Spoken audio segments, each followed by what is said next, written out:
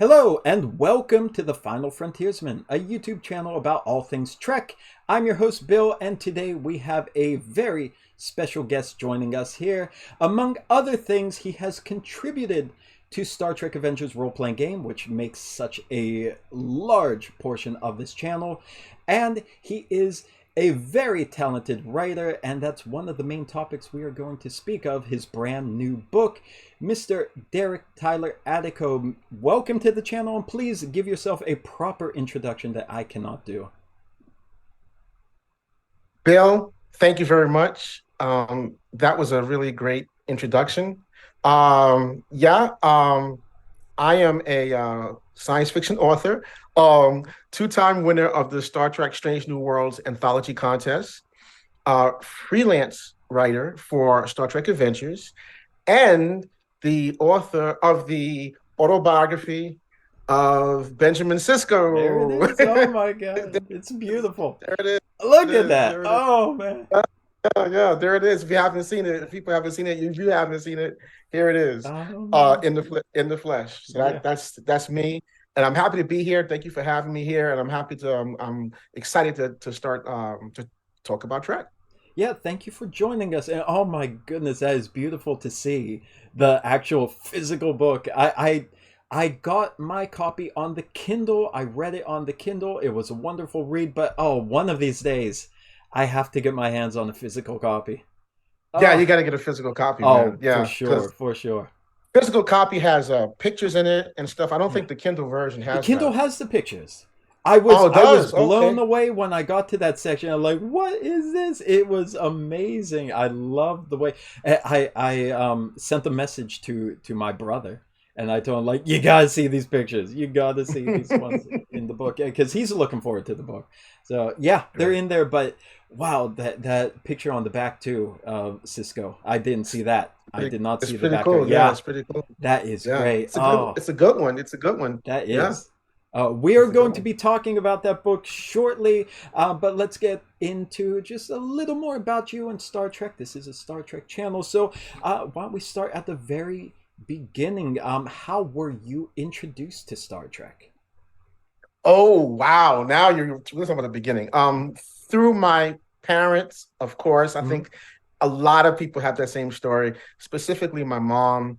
Um, I remember the first Star Trek episode I watched was the original series TOS, Devil in the Dark, Oh wow! and yeah. And my father used to be a in the old days, in the olden times, a television repairman. Okay. And so I remember like he would fix TVs all the time at home and stuff, you know. And I remember he was working on the TV and he would always work on them while they were turned on, which is really weird. But Star Trek was on. I had never seen it before. And so while he's working on it in the back behind the, working on the television, I'm a little kid watching Star Trek and I just was fascinated.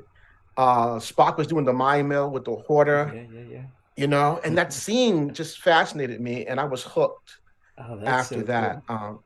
Yeah, Yeah, it's really and good that stuff. that's the moment. And I love how that moment where it started is just permanently etched in your memory that you can recall it so clearly.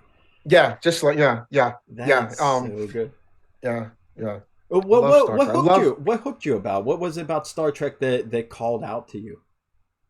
that's a great question. I think, Bill, it was a lot of the things that I was learning at home as a kid, a lot of the values of treating everyone with respect, being kind to everyone, helping people.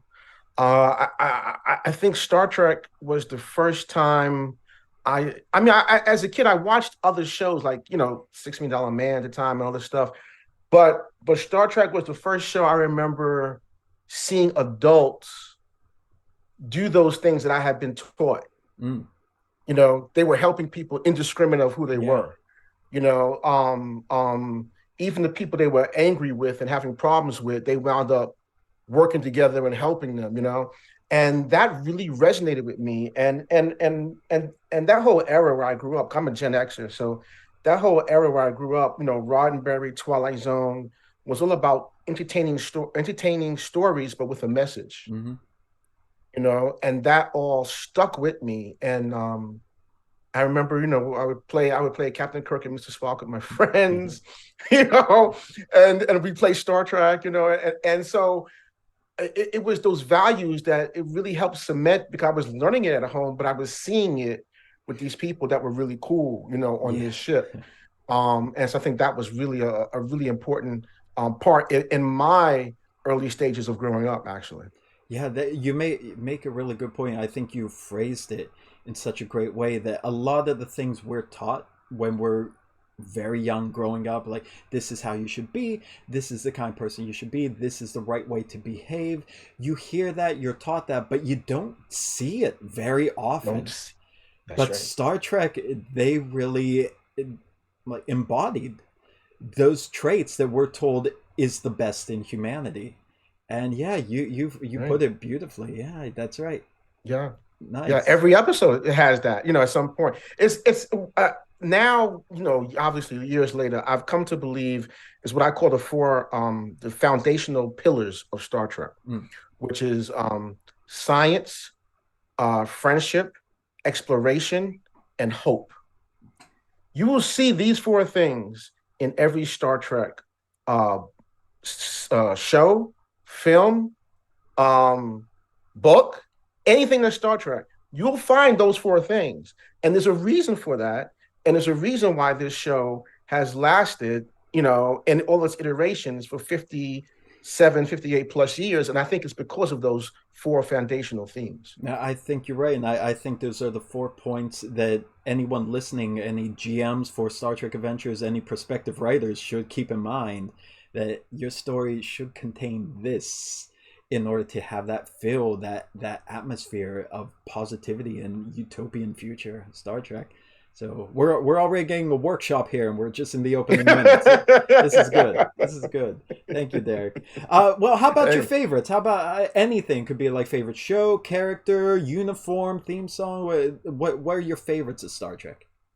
Oh man. Well, part of the uniform you're wearing, the black and gray tunic uniform, for some reason that really resonated with me. Like when I first saw First Contact, I was like, "Well, that's slick." It just looked Yeah. nice. I liked the look of it. And the other uniforms are very colorful, Mm, but there was something that felt more realistic and military, yeah. about those uniforms. So I really like those, and I actually miss those that style. Um, favorite show, it's like I was telling somebody else that it's like having kids, because each child or each show has something that you love Yeah. about it. Yeah. So I don't like dislike any of them. Mm, I obviously I love them all. Deep Space Nine obviously resonates with me very well. I think it's also the most realistic oh yeah. I of agree. of all Star Trek. Mm, I think there are moments of reality in throughout Star Trek, mm, but I think consistently it's Deep Space Nine. yeah. Um, characters. I mean, I was saying this a couple about a month ago. I was saying, in my childhood it was Kirk Yeah.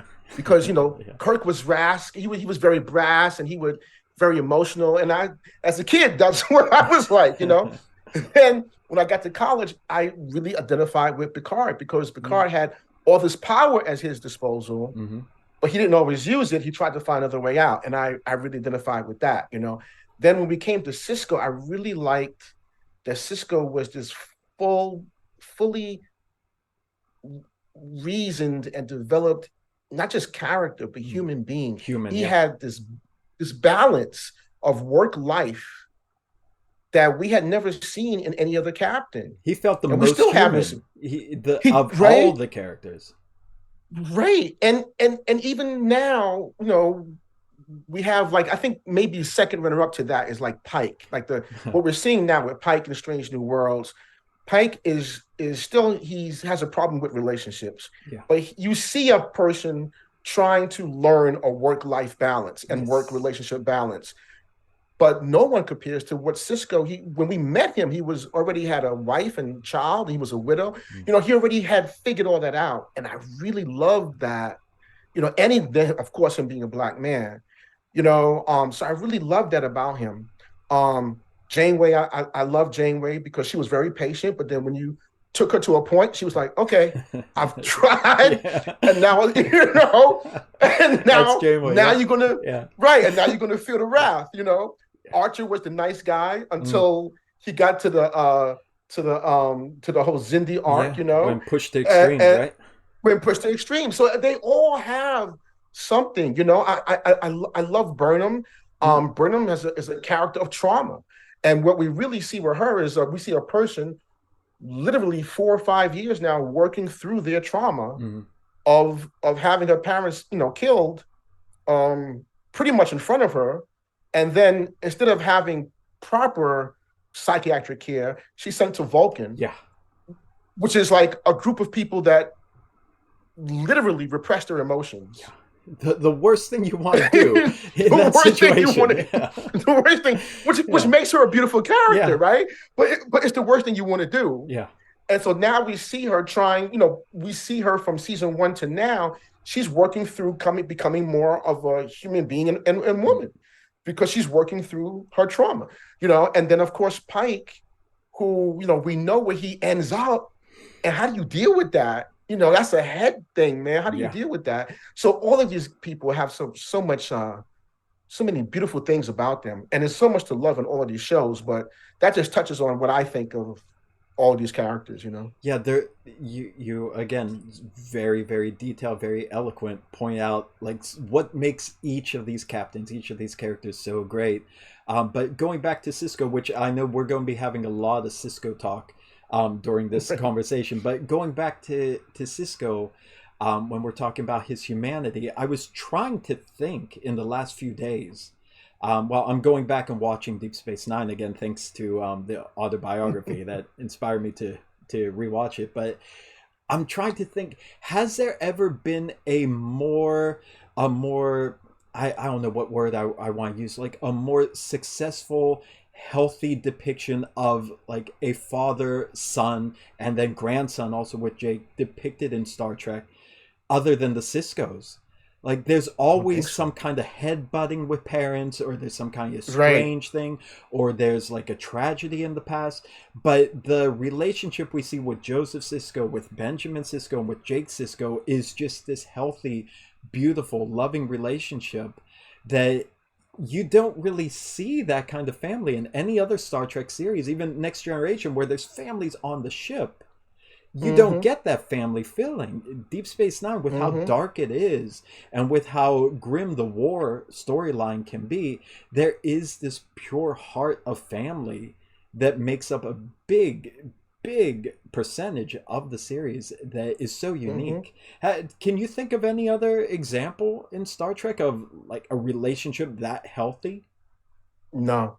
I mean, they were great parent-child relationships, Sarek and Spock and Amanda, But you even they know. have their Um, issues. They have but their they struggling. Yeah. have crazy, right, but Yeah. they have really big problems. I mean, Yeah. Spock doesn't speak to his father for most of their adult life. Yeah. So, there's a lot of, even though that they're great in the sense that we love watching them and seeing these people together, they're troubled people. They are. They're, Yeah. there's a lot, there was a lot of trauma in Star Trek. And I Yeah. think that is reality as well, because you're not always seeing people all the time. They're on other sides of the literally quadrant. Things happen, but the writers of Deep Space Nine, when they put together Sisko and the Sisko family, Mm. it's brilliant, because you are about to deliver a area of space in 7 years. I mean, they didn't know it was going to be 7 years at the time, but they were hoping, right, for a 7 year show.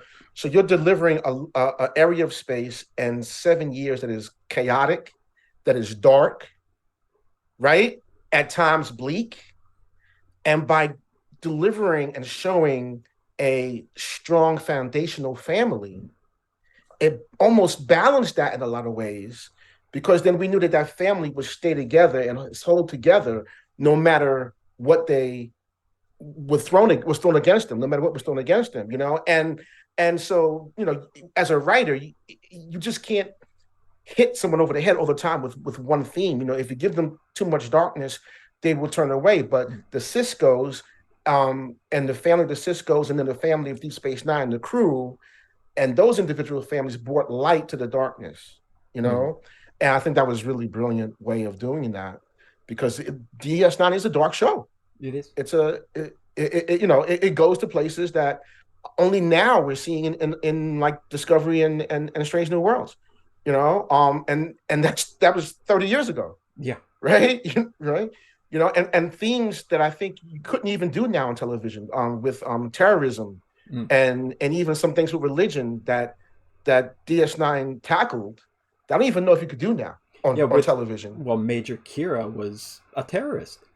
Right? She was a terrorist, unapologetic, Yeah. And and said, "Hey, this is what I had to do." So, we were with her the whole way. We right, knew why. We understood.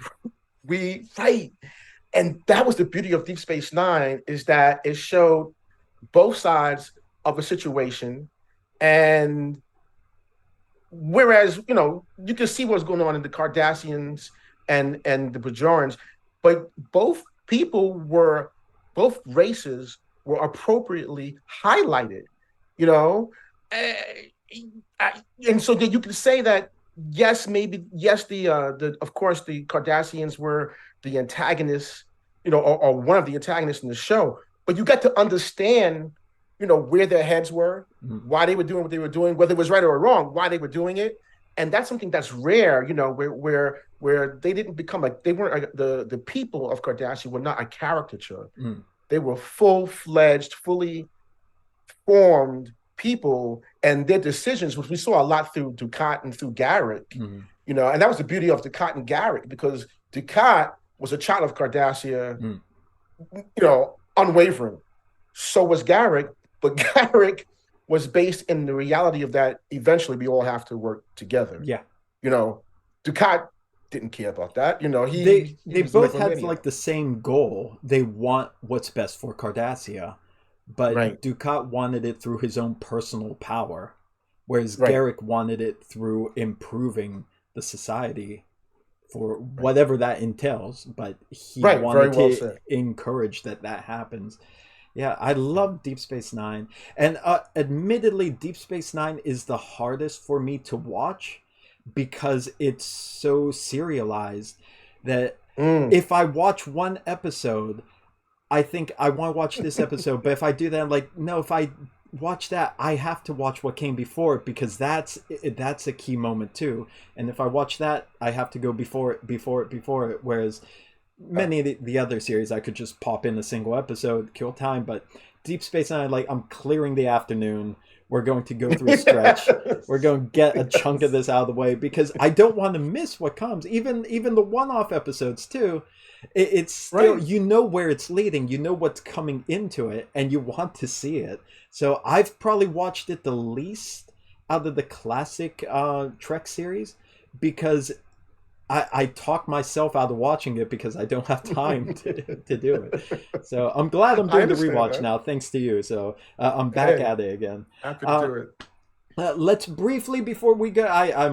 I told you I've been waiting to talk about the book for so long, but briefly before we do that, again, you are also a major part of Star Trek Adventures. You are one of the freelance writers. You've worked on a number of books for them.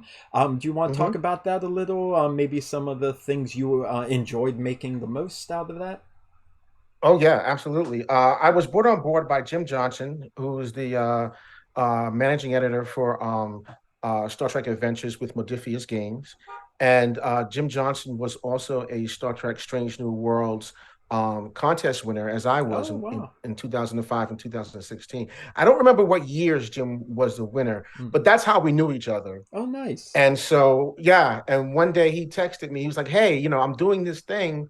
I'm the managing editor for STA, Star Trek Adventures. Do you want to be a part of that?" And I wasn't gonna say no, of course. I'm like, yeah. Yeah. And and I started out as a kid. I started out my first long form writing was for campaigns, for D&D campaigns. We're Mm. talking like 14, 15 years old, Mm. right? 13, 14, around there. And I would actually write out, pages of campaigns that I would round up GMing. And so for me, it was also coming full circle Mm. because that long form writing in role playing led to other things, Mm. you know? it led to some serious writing, and if I hadn't done that, who knows where I'd be today. Mm, So really, I have to thank role playing for starting me on a lot of things, that's beautiful. um, or definitely played a role for sure, Yeah. you know. And so yeah, he asked me on board, and I did a few things just to get my feet wet at first, just some little pieces in the Alpha Quadrant book, but then after that, he gave me the Worlds of the Delta Quadrant chapter. So I had to put that together. So that was very challenging because, figuring out what worlds to put in a book Mm, that Voyager had seen yeah. and have visited. So that was a lot of fun. Then the Cleon worlds chapter in the Cleon book, I did that, and I created the Unseen, which is the Cleon version of the Cleon intelligence, because Oh yeah. the Cardassians have the Obsidian Order, Mm. Federation in Section 31. So I gave the Cleons the Oh, Unseen. nice. That was your idea. That was my idea, Oh, right? wonderful. Um, Good, good. yeah, yeah. And then the big one was the Shackleton Expanse book, Oh yeah. which was totally a new idea by Modifius, because it's not from anything in Star Trek. It's Mm. something that we came up with, and the we was, of course, Jim Johnson, Star Trek, fantastic author, Star Trek author Dayton Ward, Mm. Jim Pearson, Kelly Fitzpatrick, and myself. We planned out major storylines in the Shackleton book, and we also created species and ships for the book, Oh which yeah. was really great. So I created the Vinchari Yeah, species yeah, yeah. in that book, They get a shout and out too. gave yeah, they get a shout out. That's right, Yeah, they get a shout out. yeah, So I did that, and that was a lot of fun creating a species, a Star Trek species. yeah. You That's know, who gets to do that, really, who gets to do that, right? man? So yes, I remember Jim was like, the thing was just to create a species, but I created like their whole solar system, the planets in their system. I mean, how many times am I going to get an opportunity to Right? do a Star Trek Yeah, species, right? yeah, So I did everything. I did their history, their mythology. I just and dumped it all in. And what's cool is that that's now for the players, yeah. you know. So yes, it was a little bit of indulgence for me, but Jim liked it, and it all went in. And so that's all for the players. Just that's so much material to just play these characters now, Oh yeah. you know. It's And that that that was book, that Shackleton book, is just pure gold for the role playing and game. yeah, yeah, yeah, yeah. Yeah, I that's. even introduced techno mages through the Oh Vinchari. yeah, yeah, Um, like part yeah. of their intelligence division is techno mages. Hmm. Um, so I gave a lot of stuff to just have Yeah, fun and yeah. play adventures. That's good. Yeah, it was a lot of fun doing And that. now they are one step closer to alpha canon too, with the autobiography of Benjamin Sisko. I mean, Right, they're right. Could they inching make there. an appearance? Yeah, like Right, mentioned in the little. book, other authors are going to start taking it. It's going to eventually hit TV sometime, right? Let's hope, right? Yeah, Let's gotta hope. hope. Do You you know, still play Star Trek Adventures? You still do any role playing? I haven't in a while Mhm. because I've been so busy. Yeah. But I used to play. I actually used to play with Jim Johnson. We had a great Oh, campaign going, cool. but we all got really busy, so things stopped. I can believe that. Yeah. Um, yeah, right. But actually, the character I used to play was I created a character that I wanted to be something totally different. So he was Vulcan Andorian, Oh, and his name was Amir. Amir. Okay. And Amir, he's a Vulcan Andorian lieutenant, and I have him in the book. Oh yeah, yeah. I'm So wondering why like the name is his name is sounding. familiar, right? Yeah, Yeah, because so like why yeah. do I feel like I've heard? That's right. That's right. That's right. Yes, Nice. I threw him in. I threw him Ah, in, that yeah, is because I good. created his whole backstory for him and Yeah. everything. So I was like, you know what? Why not? It's a character I created. Why not Yeah. throw him in the book? So yes, Hey, I if you threw him in can't the do book. that as a writer, then I mean, what's the point, right? What's the point? Yeah. Exactly, exactly. Oh, Yeah, that so a is lot of so fun. cool. That's awesome. I before again, just one last thing since you mentioned the Strange New Worlds contest, the book contest. I also read The Dreamer and the Dream. Wow. That was I love the story. I love the epilogue to Deep Space Nine. and just Right. the aspect of it. And I just want to tell you now that it's fresh on my mind, I'm writing the season opening for my group's adventure. And there's something happening in there that I had planned out years ago. So it was already, well, not years ago, maybe about a year ago when this was forming.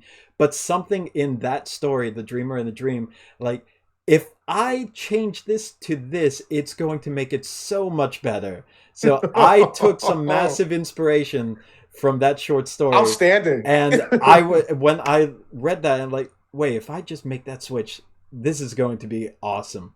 And I went back to my notebook and I erased the thing and I just wrote what I wrote. I'll tell you later what it is, but my group Yeah, yeah, watch is yeah. here. But I Right, thought, right. like, oh my No, god, great, man. this is going to make this part of the story so much better. So much better. So Awesome. thank you for that, Awesome. in case I forget to thank you later. No, I'm happy to, I'm happy that just makes my heart feel great. So yeah, thank you. Thank you. I That appreciate was that. awesome. Okay, Yeah. without further ado, let's talk about this book. I've been waiting so long to talk about the autobiography of Benjamin Sisko. Okay, Yes, well, yes. just tell us about the book. Introduce us to the book. Whatever you want Oh to say wow. about it, and then I'll jump in with my own questions. Okay. No one's ever asked me to do that before. So I'm like, oh, what do I say? Um, okay, I can say when I was first got the gig from Titan Books, George Sanderson, managing editor of Titan, approached me to do this project. And he and people at Titan had read The Dreamer and the Dream. And they felt from reading that I would be a good fit for the autobiography of Benjamin Sisko. And one of the first things that came up, George and I had a phenomenal first conversation. And I could obviously, this was someone that loved Star Trek, and we were eye to eye. Not only did we love it in the same way, but we were eye to eye in a lot of the same things that, no matter what, we both had to do justice to the story, and the story was the most important thing beyond what anything that we either of us wanted. The story was more important. And this being the 30th anniversary, we had to do it really, we do it really well. Um, so we had some ideas, and I told him my idea for one of the concerns. I won't say concerns, but one of the things that they wanted to know right off the bat was, how was I going to tell the autobiography when we leave Ben? He's in the Celestial Temple at the end of What You Leave Behind, the finale of Deep Space Nine.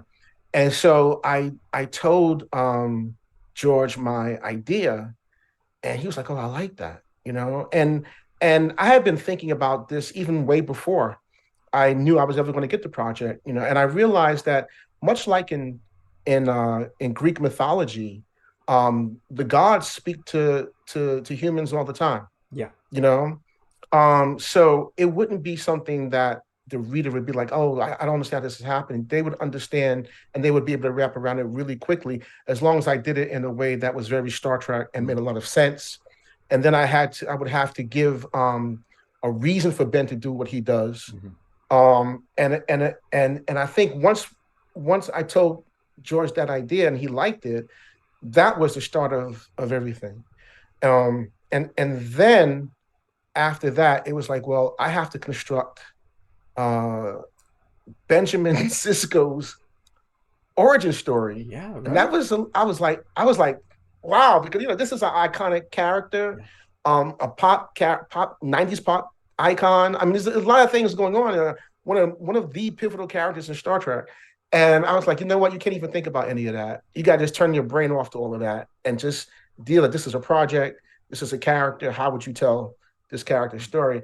And I realized that I had to spend time, a fair amount of time in his youth, because, like all of us, who we are as kids defines who we become in our teenage years and as adults. Yeah.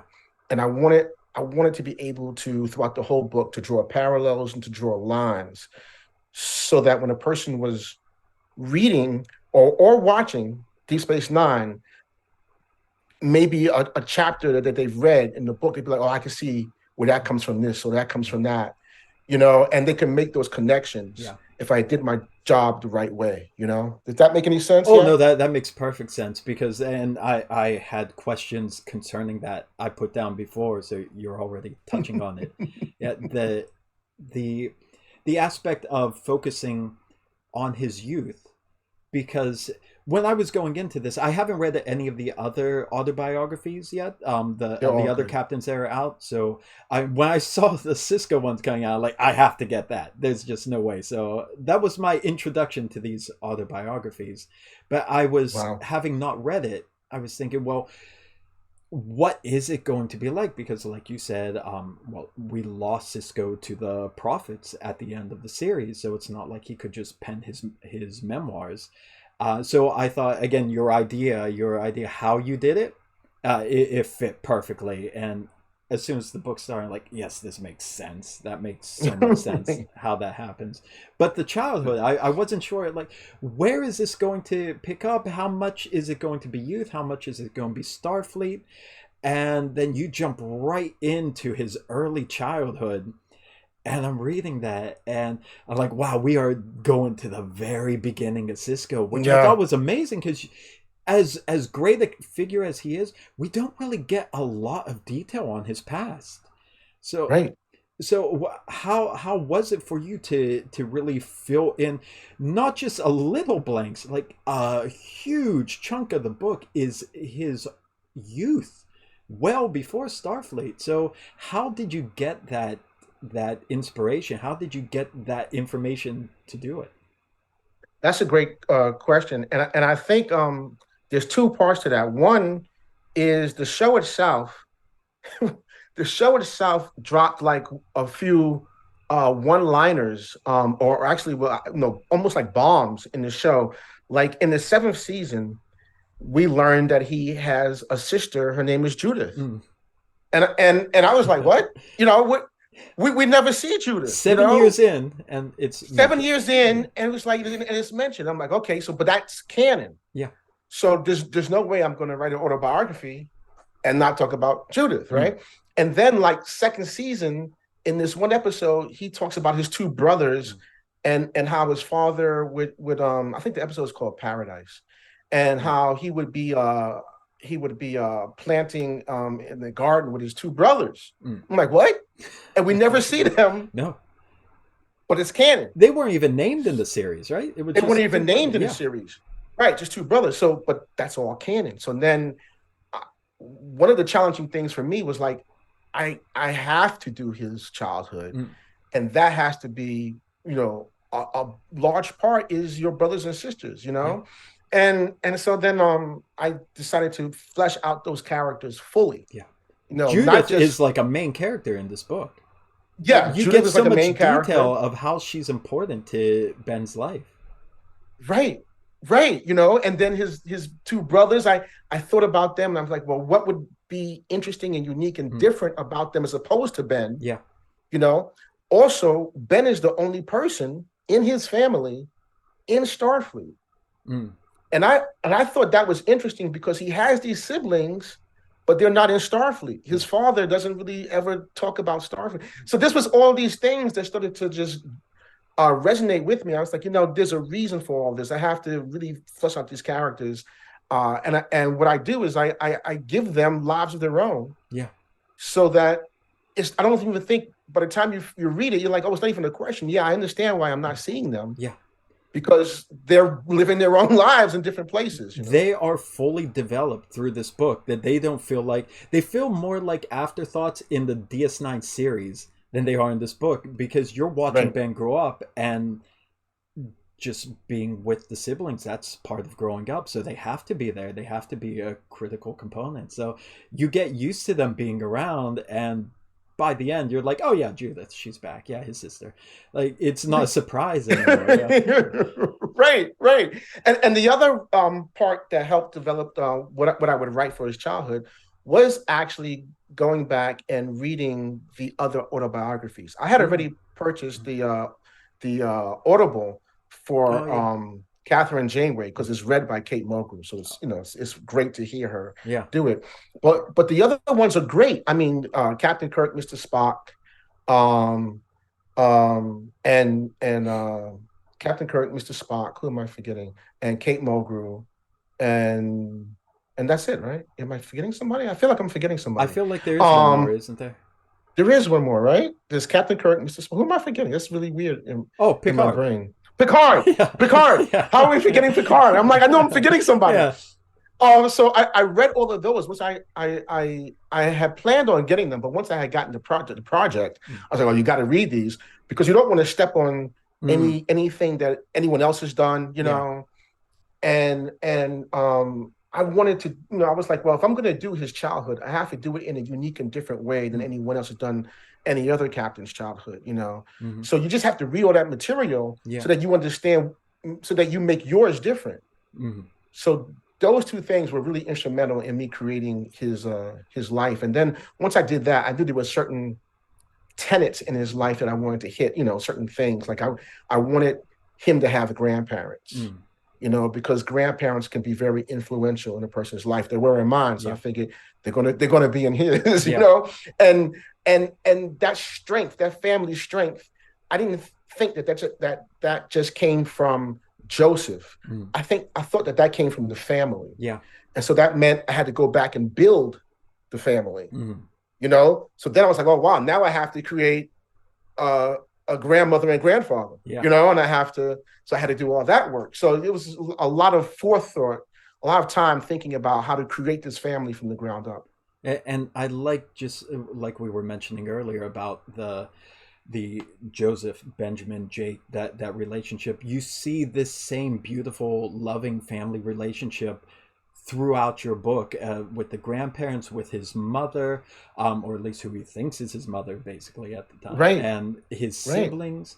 So you said it yourself, like these lessons that they're taught when children are growing up, that shape who they become in the future. So there's so many moments and scenes that you depict in the book where when you read it, you're like, well, that makes sense why Sisko behaves that way in the series. That makes sense why Sisko is that sort of man by the time we see him in the series.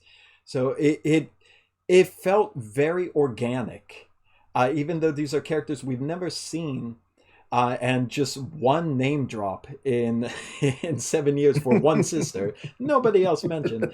But it felt like, yes, of course they were part of his life. Of course he had this experience, because you see that reflected in the character on screen in Deep Space Nine. So I thought that was beautiful. Oh, can I just say one thing? It just popped into my head. It's your show. It's my people are here to watch you, not me. I'm not the draw. This was almost a complaint I had when I was reading your book. So almost a complaint. So okay, don't get angry yet. Almost a complaint. No. When I was reading it, well, first of all, I'll say, like, it starts, of course, with childhood, and you're reading it, and I'm getting a couple chapters in, and I was liking it. I was like seeing the detail, but I'm thinking to myself, this doesn't feel like Benjamin Sisko to me. This doesn't feel like Benjamin Sisko. Like the story was good. That wasn't the problem. Like something fell off, and then. But then, like, Joseph Sisko, he enters the picture. He's in lots of scenes, and like, I hear Brock Peters in my head every single line that Joseph Sisko's out. Like, he has the voice of Joseph Sisko down perfect. Why am I not feeling Ben Sisko? But then it dawned on me later as I'm reading the book and I'm hearing Ben Sisko speaking in my head. The reason why I didn't hear him at first is he was a child. Yes. He wasn't thinking. Yeah. He wasn't thinking like the Benjamin Sisko we know. But by the time we get to the part of the story where he is an adult and he's growing into that Starfleet officer, it just naturally, it was in my head. And like, oh, damn, I just watched him grow up in my head. Like, that's why the voice is there. But I just wasn't expecting the child version, which of course would not be the same person that he is when he's a man. Right. And I thought, well done. Well, I was thinking, I was saying, how do you get Joseph perfect, but Sisko's just a But little off. yeah, But then yeah, it just came out because he grew yeah. into that He grew person. into it. Yeah, Yeah, bravo, yeah. bravo. So Thank almost a you. Well, complaint, but but yeah, no, perfect, no, no, no. But perfect. that was all intentional, and Yeah, for that, I thank Mr. Avery Brooks, because Avery Brooks is such a powerful actor and has such a mm, presence. I realized early on I couldn't start at the Sisko we know. I yeah, had to curve it, so we get there, mm, but he doesn't, we see him fully formed. exactly. Yeah, We see this fully formed person of gravitas and, and this base and this presence. But he didn't get there from 2 years old, yeah, or 10 years, yeah, years yeah, old, you know, he had to get yeah. there. So I intentionally wrote a lot of his childhood as a child. And I was like, okay, well, even though it's Ben's voice, I thought about it. And a lot of times when we're talking about our childhood, sometimes as we reflect, we kind of go back into that childhood, Yeah, yeah. And so that's how I figured it, that's how it will sound differently, even though it should be through Ben's voice. Mm. But by the time we get like to when he's like the Starfleet Academy and the Starfleet, you start to see, Mm. especially like Oh, when he meets Curzon, yeah, you start to see the Sisko that we know yeah. really, hopefully, really coming to the forefront, Yeah, right? I was really fanboying when Curzon debuted in there. And like, oh, here we go, here we go, here we go. And but yeah, you see the Sisko we know, and also how just being a friend of Curzon is shaping him as well, as he basically has to be the serious, the straight man of that duo that goes out Right, there. He has right, to be the right, responsible one, even though he still gets to let loose. He still gets to right, enjoy himself right, because he's still a young man at the time. right, But right. yeah, I as I said, I didn't see it at first because I got the book and like, Ben Sisko, here we go, let's get into this, and Yeah. like something's off.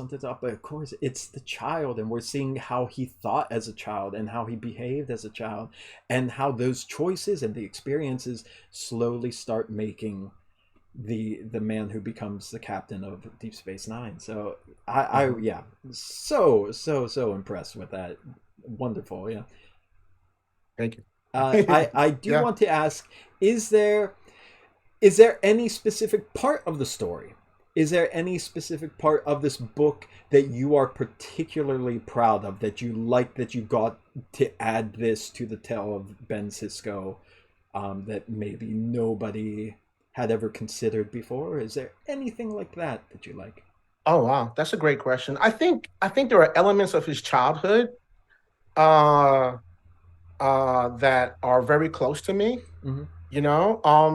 And I inserted some parts of things that have happened to me, to I put for Ben, but not out of a place of ego, Mm-hmm. not at all. But I think one of the roles as a writer is to have objectivity, and I realized that some of my experiences in life would be really great for a very young Ben Sisko. Mm. You know, I remember my girlfriend. My girlfriend, she likes Star Trek. She really likes Discovery. She doesn't really watch any of the other Mm. Treks. And she really likes Discovery, and so she was watching. I was like, "Oh, I got this project. You have to sit down and you have to watch Deep Space Nine, because I'm going to be writing it." Yeah. And so she watched a few episodes, and she's like, it's just like, it's like, she's like, of course they picked you for this. I'm like, what are you talking about? She says, well, you sound a lot. She says, I don't know. She's like, you sound, a lot of the things that you believe is what Cisco believes. Oh, And she's like, and I was like, wow, that's a huge compliment, yeah, for But it sure. got me thinking. Her saying that got me thinking that there are things that I could put in my life that have happened to me, um, and give them to Ben, and it wouldn't be a thing of ego, but it would be, as it built my character, it Mm. could build his character, Yeah. you know.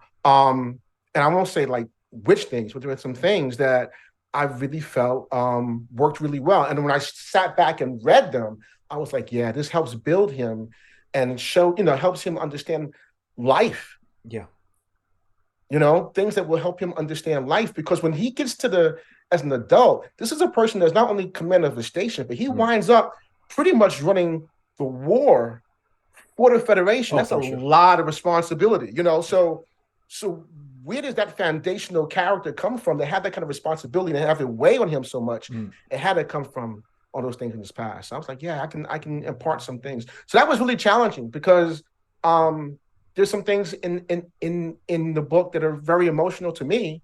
And then when I read them, they were emotional because I realized what I'm reading. But my whole point was to make it enjoyable and hopefully somewhat emotional for readers. Oh, I will say there were a number of times reading the story where I teared up. I'm just sitting there reading, and that while not exactly the same kind of experience growing up, similar enough that I could reflect back on my version of those events Right. and how that has affected me as I grew into an adult, and thinking about how that's affecting young Ben and knowing what he's going to become too. It really is. It's about family. It's about human connection. You said yourself, like, Ben Sisko is one of the most human characters in all of Star Trek, and you feel that, and that explains why I think those events are so touching, because they come from your life. They are real events that have affected a real living human person. So that's, there's, like, I don't want to give details of the things. I don't want to say any details from the book, because I Right, but told you you know what beforehand. I'm talking about. Right. I don't want to Right. But spoil anything. no, but that, and that's another thing about Star Trek, is that I was always trying to be cognizant of making human connections, because I don't know who's going to read this book. I don't know if it's going to be, somebody in Martha's Vineyard or somebody in Compton. But it should definitely resonate with both. Yes. Right. The underlying Anywhere humanity is the same. Right. And that's, it didn't make a difference because, where in the world you read this book, or who you are, what station in life, what socioeconomic status you have. There should be things in this book that you could read it and be like, yeah, I get that. Because that's just a human thing. I get that, And another thing I did, which was a little challenging in the offset when I was thinking about it. I wanted to write a Star Trek book that you didn't have to know a lot about Star Trek, so that anybody could just pick it up. I figured there's a lot of us that are familiar with Star Trek from childhood, but haven't come back to it in years. So I didn't want those people to shy away and be like, "Oh, I have to, watch every episode of it." Yeah. You don't. No. Not for this book. Not you at really all. don't. And that's something I wanted as well. So I think it succeeds there, because it's the tale of a person. It's not a Star Trek story. It's the tale of a man who grew to be a great leader in the realm of Star Trek. But it's a human story. But what you said there does remind. Oh, please, were you going to say something? No, I'm saying I'm going to use that. That's great. That's all. Oh, please take it. That remind me of two related points here. While you don't have to watch Star Trek, or you don't even really have to know anything about Star Trek, I like there are a couple moments, like a little scattered through the book, that refers back to some very specific things from Deep Space Nine episodes. Maybe elaborates a bit more on things that are a bit mysterious that we've encountered in Deep Space Nine, but it still allows it to remain mysterious. I love how those blend in through there, while reading like, hey, I know what that is. I know what he's talking about there. So there's this little exciting Easter eggs, like little special scenes that are dabbled in here and there. It doesn't detract from the actual autobiography, but it shows that you're thinking more about the world of Deep Space Nine, not just Sisko. There's a lot more going on. So I hope someday we get to see a future story of yours where you maybe elaborate a bit more on some of these mysteries, because clearly you're thinking about it. So I would like to clearly. See that. You're absolutely right. There's got to be between 50 and 100 Easter eggs in the book. Oh, there's and not just from Deep Space Nine. I think yeah, every series is touched on. Hmm. Every series that we've had of Star Trek is Some touched on. surprise characters that I did Some not surprise expect. characters. I'm like, Yep. oh my god! I Oh, was like, turn the page and like, it's oh, like I did not expect to see this person here. Yeah, yeah, yeah, and because that also makes it feel like you're in the Star Trek yeah, universe. it's You know, if connected. I Yeah. only right, if I only talk about Deep Space Nine and Mm. the Deep Space Nine people that we've seen before or species that we've seen before, then you'd be like, that's good, but I Mm. wanted to know, it's a Star Trek Yeah. universe, right? So open it up. They're going to encounter other people in Starfleet and in the Federation Right. or in the world. It's going to happen. So that Right. is good. One other thing that it just I want to ask you, since we are mentioning you don't have to watch Star Trek to really get into it, but are there any episodes you would recommend would be a good view before someone goes into this book? No one's ever asked me that. Yeah. That's a great question. Um, wow.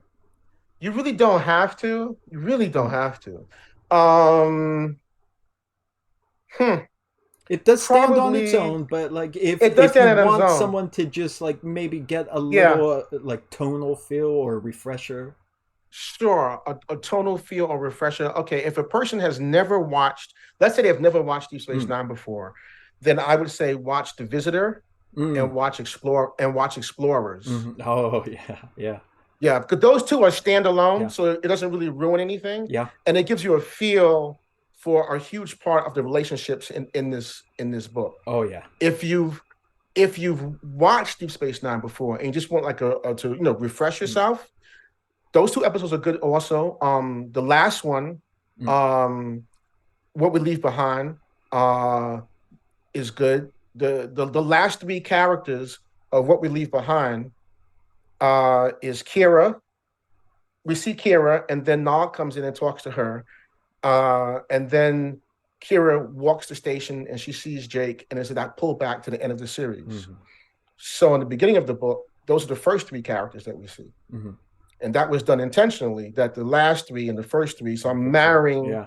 I'm lining it all up. So that other than that, there was Pale Moonlight, of course, Mm, is um but that's really all you really need. You don't really need a lot. You really mm-hmm, don't really need a lot. You could watch Emissary and you could watch What Would Leave Behind, mm-hmm. and you'd be good to then pick up this book, I think, Oh yeah. for the And most part. again, like you Yeah. said, you don't even need it.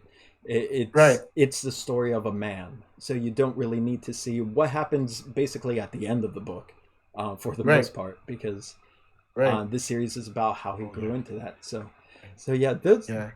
those are yeah good choices. I was trying to think while I was reading it, like, oh, is there anything I wish I would have watched before I got to this scene or that? But there really wasn't anything. But I just wondered, since you must have hit the series hardcore in order to write this, you might have some like episodes like fresh in your mind. Actually, no. Actually, I watched Pale Moonlight several times to get Ben's to refamiliarize myself with Ben's voice. And then I realized I started watching Deep Space Nine episodes. I was like, I can't do this. So for the entire writing of the book, I just stopped watching Deep Space Nine. I just turned it all off Yeah, because it was in here. yeah. I didn't need anything else. You didn't want to be And I bogged just down with extra, right? I didn't. Yeah, It makes exactly. And I sense. just wrote. Yeah. Well, that is cool. Yeah, I'm glad. I'm glad I'm finally getting to ask and maybe dance around some of the things I want to talk about. But you know what I'm referring to, even though I can't say it. So I'm Absolutely. glad. Oh my god, it's been. I don't know if you've ever seen that like meme or that like the people watching Lord of the Rings with their friends and they're waiting to say that Viggo Yes. Mortensen Yes. breaks his toe and like just keep waiting for the chance. Let me say it. Let me say it. Let me say it. So yeah, that's what it's been for about a month now. So I'm so glad to have this opportunity. Before we end this interview here, again, I think the more I talk about it, the more I run the risk of spoiling anything. So before we end this, I want to ask two more questions. Sure. First, not really a question itself, but if there's anything, just a final message you want to give to anybody who is tuning in to see this about the book that you want them to know before they go in to make an informed purchase, please, if there's any message, feel free. Oh, wow. Well, it comes out as of this conversation, it comes out next Tuesday, November 21st. So it's still available for pre-order. If you want to pre-order, you can still go ahead and pre-order it. You can do that online. You can just go to like Amazon or any place and just look for the Autobiography of Benjamin Sisko, pre-order it, and it should be since this is a Sunday before, it should be sent to you and arrive by Tuesday the 21st. If you're one of those people that likes to go to the bookstore and pick up the book, you shouldn't have a problem. You might want to call your bookstore and just ask if they're carrying it, because sometimes sometimes stores don't carry like Star Trek books. Yeah. And if they're not carrying it, ask them to pick it up. Ask them to request it, or when you go there, ask them to request it. Other than that, I just hope that everyone that reads it something about it resonates with them, and that they enjoy it. I think there's hopefully there's a lot in here so that there's something for everyone. Thank you very much. That's good. And my final question for you, if I may. Now, I know if you're working on anything now, or if it's for Star Trek Adventures or another just independent book, odds are you can't talk about it because of NDAs or things. So instead of that, if you had free reign to work on anything else as an upcoming project, what would you choose? Holy smokes. Honestly, if I had a free reign to work on anything else, I would say I would love to do like honestly Star Trek television, like if Legacy ever happens, and if they do a Deep Space Nine, even if they don't do Deep Space Nine, but if they do a Deep Space Nine theme, Star Trek to television, I would love to be a part of that if I'd be so blessed. I mean, it's not like I can just say, oh, this is what I want. If someone actually would think I could contribute, I would love to. I think there are things I could contribute to that. Oh, I believe so. Oh yeah, for sure. In the literary world, of course, I love Star Trek. One of my first writing loves was when I was 16, I wrote a Star Wars script that won an award. So I would love to do something with Star Wars too, because nice. As close as Star Trek is to my heart, so is Star Wars. And I think that's many of us, right? It's not a competition. They're both. Yeah. Right.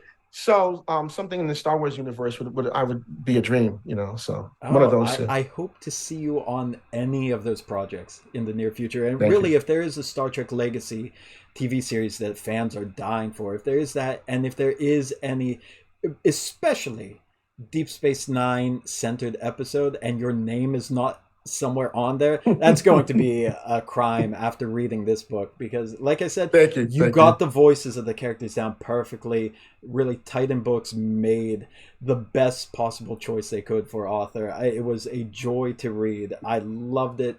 Recommend it to everyone, and thank you for taking time out of your evening, your Sunday evening, to come and talk to us about it. So closing out here, thank you very much, Derek. Thank you for joining. Remember, could you hold up the book one more time? Could you hold it? Absolutely. Please do that.